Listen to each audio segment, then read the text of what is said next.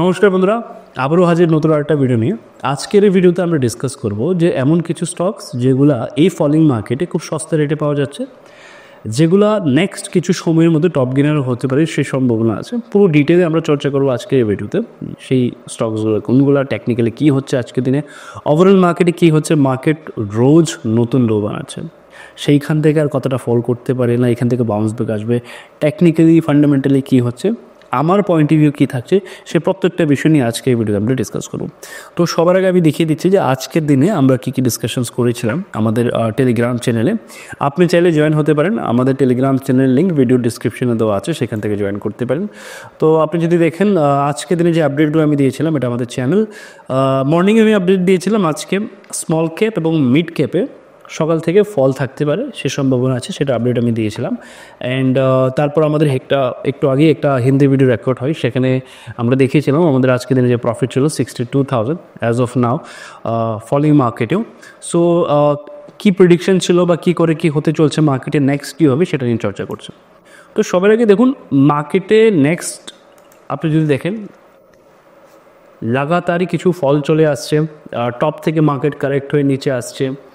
আজকের দিনে সবাই মার্কেটে ব্যারিশ এবং ম্যাক্সিমাম লোকের আজকের দিনে পজিশনগুলো হচ্ছে নেগেটিভ পজিশন। তো ভালো একটা মাইনাস সিচুয়েশনে আছে আজকের দিনে সবাই।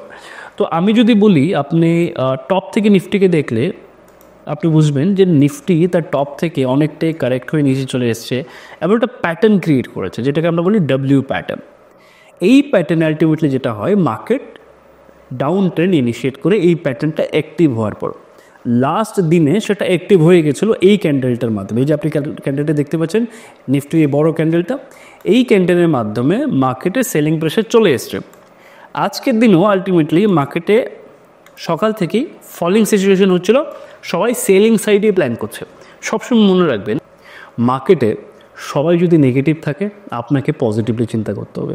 মার্কেটে সবাই যদি ভাবে যে এখান থেকে ক্র্যাশ আসবে, সবাই যদি সেই জিনিসটা জানে, তাহলে সেখান থেকে কোনো দিন ক্র্যাশ আসবে না, সেখান থেকে মার্কেট বাউন্স ব্যাক করবে।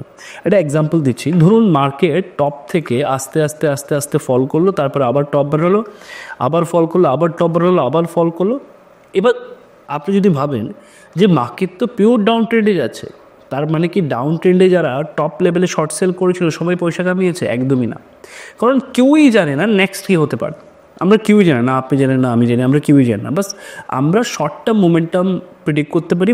মানুষ আজকের দিনে কী ভাবছে মার্কেটকে নিয়ে, জনসাধারণের কী ভাবনা, সেটা আমরা বুঝে একটা ডিসিশন নিতে পারি। যেমন আজকের দিনে ম্যাক্সিমাম লোক মার্কেটে ব্যারিশ, কারণ মার্কেট টপ থেকে ফল করতে করতে খুব ইম্পর্টেন্ট জোনে এসেছিলো এবং সেইখানে কিছুদিন হোল্ড করার পর ফাইনালি ব্রেকডাউন আসে, সেইখান থেকে আলটিমেটলি মার্কেটকে নিচে যাওয়ার কথা। কিন্তু দেখুন মার্কেট কী করছে আজকের দিনে, সকাল থেকে মার্কেট দেখাচ্ছিলো যে নিচে যাচ্ছে নিচে যাচ্ছে, তো আলটিমেটলি সবাই এই রেঞ্জটাকেই অ্যাজ এ টার্গেট হিসেবে ধরে রেখেছিল, কারণ এটা হচ্ছে সাপোর্ট জোন। আমি যদি হায়ার টাইম ফ্রেম আপনাকে দেখায়, আপনি দেখবেন এই হচ্ছে সে সাপোর্ট জোন। তো আলটিমেটলি মার্কেটকে এখানে আসতে হবে, এখান থেকে পুল ব্যাক নিতে হবে। কিন্তু তার আগে মার্কেট কী করলো দেখুন, মার্কেট এখান থেকে পুল ব্যাক নিয়ে গেলো।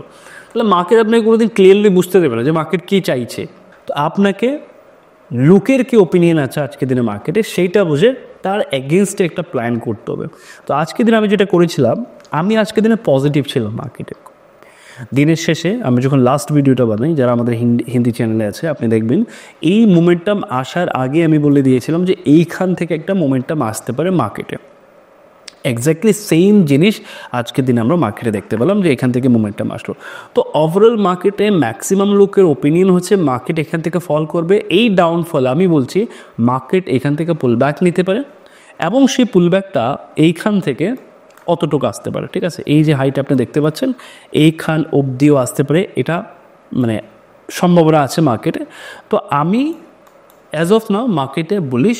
বাট যদি ফান্ডামেন্টালি বলি, যদি ওভারঅল কোম্পানিগুলোর পারফরমেন্স যদি আমি বলি, বা যে হিসেবে ইকোনমিক সিচুয়েশন ক্রিয়েট হচ্ছে সেটা যদি আমি বলি, 2025 আমার জন্য ব্যারিশ মার্কেট।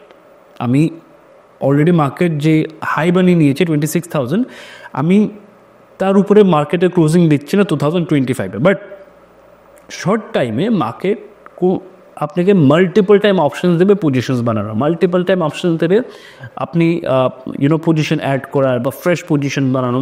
আমার মনে হচ্ছে আজকের দিনে মার্কেট যেই জায়গায় আছে সেই জায়গাটা হচ্ছে সে পুল ব্যাক জোন, যেখান থেকে মার্কেট একটা ডিসেন্ট পুল ব্যাক নিতে পারে। এবার এই পুল ব্যাকটা আমার এক্সপেকটেশন এটা থাকবে যে এইখান থেকে যে পুল ব্যাকটা আসবে এই হাই এবং এই হাই দুটোকে ব্রেক করে 24,800 অবধি যেতে পারে। তার সম্ভাবনাটা কেন আসছে আমি বলে দিচ্ছি। দেখুন বাজেট আসছে, রাইট? এবং আপনি যদি দেখেন ইন্ডিয়ান ইকোনমিতে বা আপনি যদি স্টক মার্কেটের কথা বলেন, আপনি দেখবেন যে এফআইআই লাগাতার স্টক মার্কেটে তার পজিশনসগুলো বিক্রি করে বেরিয়ে যাচ্ছে। যারা ফরেন ইনভেস্টার্স তারা ইন্ডিয়ান মার্কেট থেকে বেরিয়ে যাচ্ছে। এবার ওরা যদি ইন্ডিয়ান মার্কেট থেকে বেরিয়ে যায় সামহাও এটা ইন্ডিয়ান মার্কেটের জন্য একটা লস। তো এইবার মার্কেট চাইবে না যে ওরা ইন্ডিয়ান মার্কেট থেকে বেরোক। আমাদের ফাইন্যান্স মিনিস্টার বলেছিল যে ইন্ডিয়ান মার্কেট থেকে যদি ফরেন ইনভেস্টার বেরিয়েও যায় তাতে আমাদের কোনো অসুবিধা নেই, কিন্তু আলটিমেটলি এটা অসুবিধা ক্রিয়েট করবে। এফআইআই এর জন্য একটা ডিআই এর জন্য একটা অসুবিধা ক্রিয়েট করবে, কারণ ওরা লাগাতার বাই করে যাচ্ছে। প্রাইসকে তো উপরে যেতে হবে এবং সেন্টিমেন্টও পজিটিভ হতে হবে, আদারওয়াইজ এটা উপরে যেতেই পারবে না মার্কেট। আপনি আর আমি আজকের দিনে কেউ আমরা স্টক পারচেস করতে চাইবো না ভয়ে, কারণ হচ্ছে সেন্টিমেন্টই নেগেটিভ। তো এই কারণে এইবার যে বাজেট আসছে সেই বাজেটে সামহাও রিটেল ট্রেডারের জন্য কিছু রিল্যাক্সেশন আসতে পারে অ্যাজ অফ নাও, যেটা নিউজ আছে এবং নিউজের উপর ভিত্তি করে আমি ডিসিশন নিতে পারি না, আমাকে লজিক্যালি ভাবতে হবে। তো লজিক্যালি এইখান থেকে মার্কেটে একটা পুলব্যাক আসা দরকার, যেটা খুবই আনএক্সপেক্টেড হবে এবং এই পুলব্যাকটা মার্কেটকে এইখান থেকে এইখান অবধি নিয়ে আসতে পারে আমার মনে হচ্ছে আফটার বাজেট। কারণ যখন বাজেট আসবে ভেবে দেখুন, বাজেটের পর কিছু ক্লিয়ার সেক্টর আমরা পাবো যে গভর্নমেন্ট কোন সেক্টরে কাজ করতে চাইছে। এবার গভর্নমেন্ট যে সেক্টরে কাজ করতে চাইছে, ধরুন আপনি আর আমি সেই সেক্টরে ইনভেস্ট করতে চাইছি, তাহলে আমরা ইনভেস্ট করবো কী করে? যদি সেই দিন ধরুন একটা স্টকের প্রাইস 100 রুপিসে আছে এবং এটা তার অল টাইম হাই, তার উপরেও যায়নি, হাইয়েস্ট 100 রুপিসে ছিল, সেদিন 100 রুপিসে আছে যেদিন বাজেট এসছে এবং বাজেটে বলা হয়েছিল যে এই সেক্টরে ফোকাস করা হবে। তো আমরা আলটিমেটলি যেটা চাইবো যে 100 টাকার যে স্টকটা সেটা আমরা 70 টাকাতে কিনি বা 60 রুপিতে বা 80 রুপিসে কিনি। তো এই যে প্রাইসটা ডিসকাউন্ট হওয়া, এটা তখনই পসিবল যদি মার্কেটে একটা নেগেটিভ ইম্প্যাক্ট থাকে, একটা নেগেটিভ পয়েন্ট অফ ভিউ থাকে লোকে। আপনি আমরা সবাই যেন মার্কেটে নেগেটিভ থাকে। যখন আমরা নেগেটিভ থাকবো তখনই মার্কেট পজিটিভলি রিঅ্যাক্ট করবে। এখন আজকে দিনে দাঁড়িয়ে সেই পরিস্থিতি ক্রিয়েট হয়ে আছে। তো আমার দৃঢ় বিশ্বাস যে মার্কেট এখান থেকে পুল ব্যাক করতে পারে। হ্যাঁ, আমি 100% রংও হতে পারি, কারণ আমাদের অলওয়েজ ম্যাক্সিমাম লোক কী ভাবছে তার অপরচুনিটি ভাবতে হয়, আদারওয়াইজ আপনি সার্ভাইভ করতে পারবেন না স্টক মার্কেটে। যেই জায়গায় দাঁড়িয়ে কেউ পারচেস করতে চাইবে না কোনো একটা স্টক, সেই জায়গায় দাঁড়িয়ে একটা ইনভেস্টর পারচেস করতে চাইবে, একটা ট্রেডার পারচেস করতে চাইবে। এটা আপনাকে ডিফারেন্সিয়েট করে আদার থেকে, ঠিক আছে? তো নিফটিতে আমি বলিস এখান থেকে একটা মোমেন্টাম উপর দিকে আসতে পারে, সেই সম্ভাবনা আছে, যেটা দিনের শেষে দেখতেও পেলাম আমরা। অ্যান্ড ব্যাঙ্ক নিফটিতে একবার ডিসকাশন করে নিই যে ব্যাঙ্ক নিফটিতে কী চলছে। আপনি যদি ব্যাঙ্ক নিফটি দেখেন, bank Nifty as it is same. আমি লাস্ট যখন হিন্দি ভিডিও রেকর্ড করছিলাম আজকের দিনে, তখন আমি বলেছি যে ব্যাঙ্ক নিফটি এখান থেকে একটা পুলব্যাক আসতে পারে। তখন আই থিঙ্ক এই ক্যান্ডেলটা হচ্ছিলো জাস্ট, এখান থেকে একটা পুলব্যাক আসতে পারে, আমরা এখান থেকে একটা রেলি উপরের দিকে দেখতে পারি। অ্যাজ ইট ইজ সেম জিনিস আমরা মার্কেটে দেখতে পেলাম, পুলব্যাক আসলো, এখান থেকে মার্কেট সাস্টেইন করার চেষ্টা করছে। বাট ব্যাঙ্ক নিফটিতে আমি অতটা ইন্টারেস্টেড না যতটা আমি ইন্টারেস্টেড নিফটিতে। ডিসকাস করে নিচ্ছি নিফটি স্মল ক্যাপকে নিয়ে। তো নিফটি স্মল ক্যাপও তার সাপোর্ট জোন থেকে একটা বাউন্স ব্যাক দিল। প্রশ্ন হচ্ছে নিফটি স্মল ক্যাপ এখানে সার্ভাইভ করবে কিনা, না এখান থেকে আবার ফল করতে পারে। তো নিফটি স্মল ক্যাপে আমি একটু ব্যারিশ, অতটা বুলিশ আমি এখনও হতে পারিনি নিফটি স্মল ক্যাপে। কারণ হচ্ছে নিফটি স্মল ক্যাপকে যদি আমি দেখি, তো নিফটি স্মল ক্যাপ অনেকটা কারেক্ট হয়েছে এবং আপনি যদি ডেলি টাইম ফ্রেমে স্ট্রাকচারটা দেখেন, সেটা বলছে যে নিফটি স্মল ক্যাপ একটা রেঞ্জ ক্রিয়েট করেছিল এইখান থেকে এইখানে, অ্যান্ড দেন এটা ফাইনালি ব্রেক হলো, মার্কেট নিচে আসলো, এখান থেকে পুলব্যাক আসলো, আবার লোয়ার লো বানানোর চেষ্টা করছো, ঠিক আছে? তো already Nifty small cap mid ক্যাপে যারা আছে ওদের পজিশন অলরেডি দেয় এবং অনেকটাই মাইনাস। হাই প্রবাবিলিটি আছে কি নিফটি এই রেঞ্জটাকে ব্রেক করে নিচেও আসতে পারে। তার জন্য আপনাকে মেন্টালি প্রিপেয়ার্ড থাকতে হয়, কারণ নিফটির লাস্ট আপনি যদি দেখেন 2024 জুন থেকে এখন অবধি নিফটি স্মল ক্যাপে কোনো মোমেন্টাম আসেনি, স্টকও সেরকমভাবে মোমেন্টাম বানানি। আপনাকে অপরচুনিটির সাথে পজিশনস বানাতে হয়, তাহলে কি আপনি এই যে ছোটো ছোটো ইন বিটুইন যে রেলিগুলো আছে সেগুলো আপনি ক্যাপচার করতে পারেন। তো 2025 আমার দৃঢ় বিশ্বাস যে হ্যাঁ পুলব্যাক আসবে, ছোটোখাটো পুলব্যাক আসতে পারে, বাট আস্তে আস্তে মার্কেট আরও কারেক্ট হতে পারে। অনেকগুলো কোম্পানি যেগুলো ওভার ভ্যালিউড হয়েছিল সেগুলো আস্তে আস্তে ডিসকাউন্টে আসবে, এটা আমার দৃঢ় বিশ্বাস। তো স্মল ক্যাপও শর্ট টার্ম যদি আমি বলি, স্মল ক্যাপে আমি ব্যারিশ। এবার দেখুন, একটা হচ্ছে রিসেন্ট ভিউ ফর নেক্সট 3 মান্থের কী ভিউ থাকছে, একটা হচ্ছে ওভারঅল ইয়ারে কী ভিউ হতে পারে, একটা হচ্ছে এই উইকে কী ভিউ থাকছে। তো এই উইকে আমি দেখছি যে নিফটিতে একটা মোমেন্টাম আসতে পারে পজিটিভ এই মান্থে, মানে ফেব্রুয়ারিতে। নেক্সট 3 মান্থের কথা যদি আমি বলি, নেক্সট 3 মান্থে আমি দেখতে পাচ্ছি যে ওভারঅল মার্কেট এটা পজিটিভ ইম্প্যাক্ট আসতে পারে আফটার বাজেট। আর আমি যদি বলি যে এই পুরো বছরে আমি দেখছি একটা নেগেটিভ ইম্প্যাক্ট, পুরো বছরে একটা নেগেটিভ ইম্প্যাক্ট হতে পারে।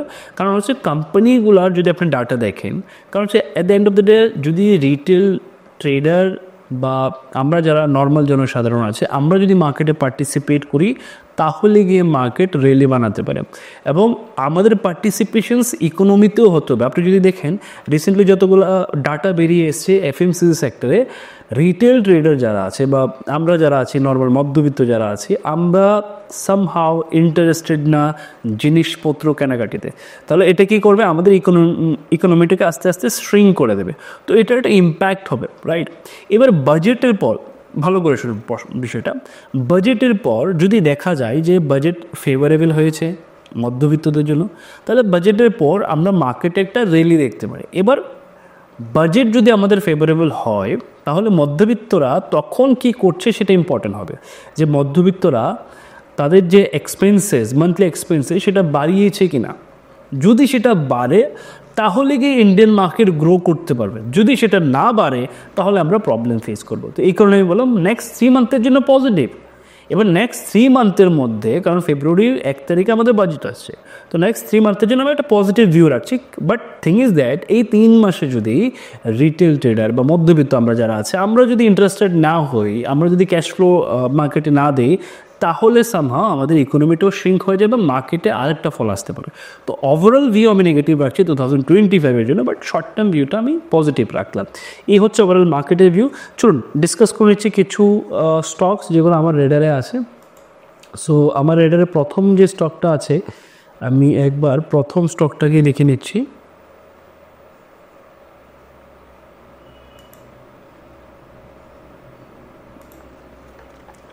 সো আমার রেডের প্রথম স্টক হচ্ছে আবন্তি ফিড। আবন্তি ফিড একটু আগে আমি ডিসকাস করেছিলাম।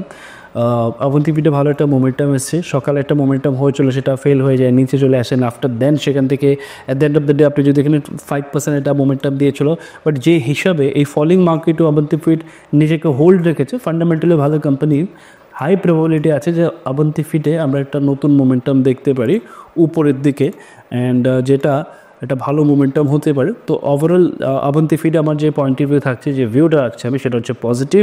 নাও লেটস সি আবন্তি ফিড কী করে এখান থেকে রিয়েক্ট করে। আপনি আপনার মধ্যে স্টাডি করতে পারেন। আচ্ছা, ভিডিও শুরুর আগে আমি বলে দিচ্ছি, কোনো স্টকে বাই সেলের রেকমেন্ডেশন না, আপনি আপনার মধ্যে স্টাডি করতে পারেন।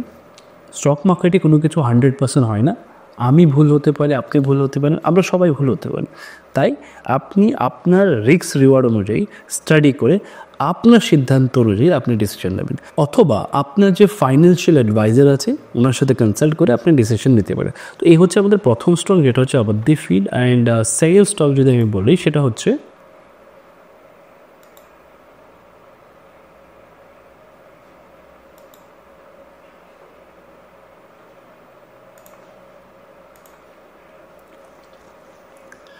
আমাদের second stock basically energy sector থেকে। আপনি যদি আমার রিসেন্টলি ভিডিও দেখেন, আপনি দেখবেন এনার্জি সেক্টর আমি বলেছিলাম যে 38% কারেকশন এসছে পুরো ইন্ডেক্সে, এবং এনার্জি সেক্টর স্টকগুলো অনেকটাই ক্র্যাশ করে গেছে। এই কারণে এনার্জি সেক্টরের একটা স্টক আমি আমার রেডারে রেখেছি, যেখানে হাই প্রবাবিলিটি আছে যে এখান থেকে একটা পুলব্যাক আমরা পেতে পারি। তাই আমরা এটাকে ওয়াচ লিস্টে রাখলাম। আমি আরেকটা বিষয় ক্লিয়ারলি বলে দিচ্ছি, যতগুলো স্টকে আমি ডিসকাশন করছি, একটা স্টক আমি ব্যক্তিগতভাবে ইনভেস্টেড না, আপনি আপনার মতো স্টাডি করে নিতে পারেন। এই হচ্ছে আমাদের সেকেন্ড স্টকস। আমাদের থার্ড স্টক হচ্ছে ইমামি লিমিটেড। এটা আমরা রেডারে রেখেছি, অনেকটাই কারেকশনস হয়ে গেছে টপ থেকে। এখানে আজকের দিনের ক্লোজিংটাও ভালো ছিল, এখান থেকে আমরা একটা মোমেন্টাম এক্সপেক্ট করছি উপর দিকে। নাও লেটস সি কী হয়, আপনি আপনার মধ্যে গিয়ে স্টাডি করতে পারেন। এই তিনটে স্টক আমরা রেডারে রেখেছিলাম, যদি অ্যাক্টিভ হয় আমাদের সেট আপ তাহলে আমরা প্ল্যান করবো, আদারওয়াইজ আমরা সেরকম কোনো প্ল্যান করবো না এতে। অ্যান্ড আই হোপ কি এই ভিডিওটা আপনার ভালো লেগেছে। যদি আপনি চ্যানেল নতুন থাকেন সবার আগে চ্যানেলটা সাবস্ক্রাইব করুন, আর কমেন্টে নিশ্চয়ই জানাবেন এই সিরিজটা আমি কন্টিনিউ করবো কিনা।